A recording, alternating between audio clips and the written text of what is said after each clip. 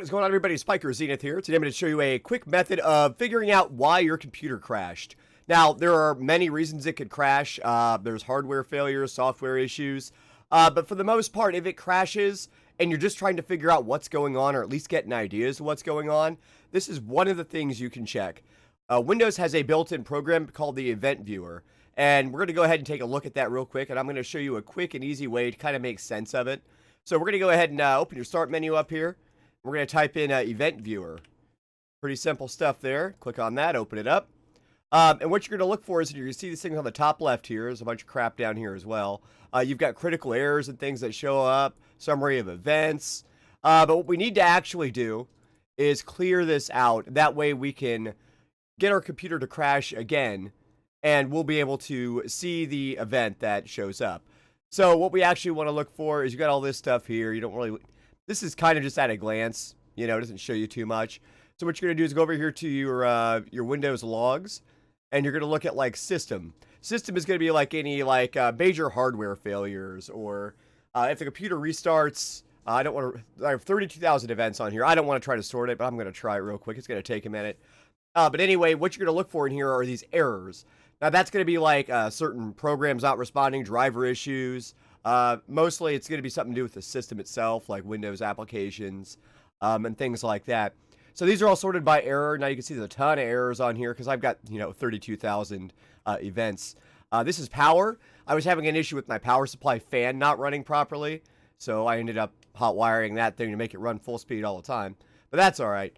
But anyway, that's beyond the scope of this. What we're looking at here is the system is rebooted without shutting down cleanly first. Now, this could be an error usually with, like, if you hold the power button down to shut your computer off, you're going to get this error. It doesn't want to shut down that way. It's not how it wants to shut down. There's another one as well for unexpected shutdown.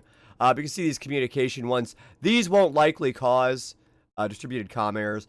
These usually don't cause, like, a system crash. But you can see the dates are all crazy and out there. Another thing you can do is you can actually take the keyword from, like, if it makes sense anyway. These are all just saying classic. But for the power one, if you take this keyword and you Google it, it's going to show you a whole bunch of, like, issues other people have had and solutions.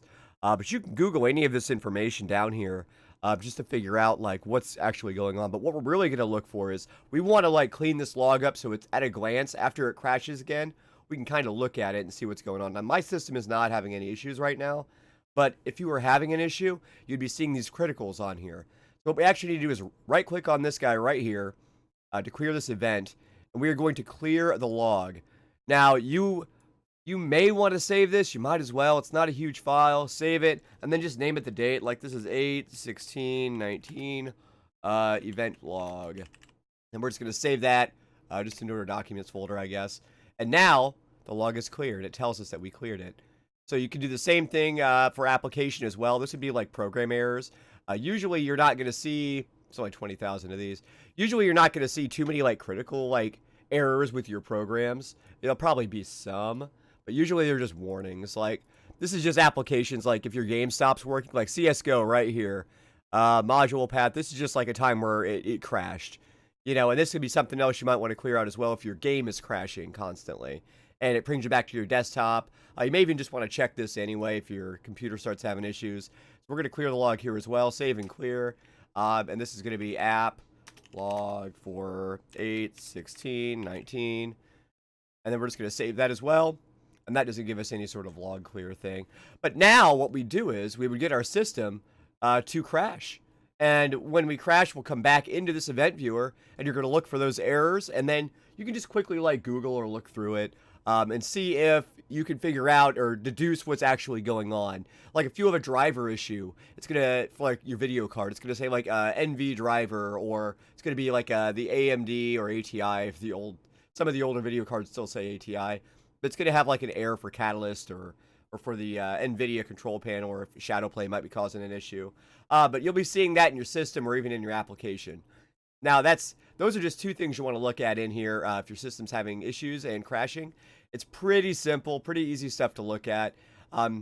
It really doesn't reset any of these event viewer, administrative event summaries. I wouldn't even bother looking at this. Just go straight to your system and your application here in Windows Logs.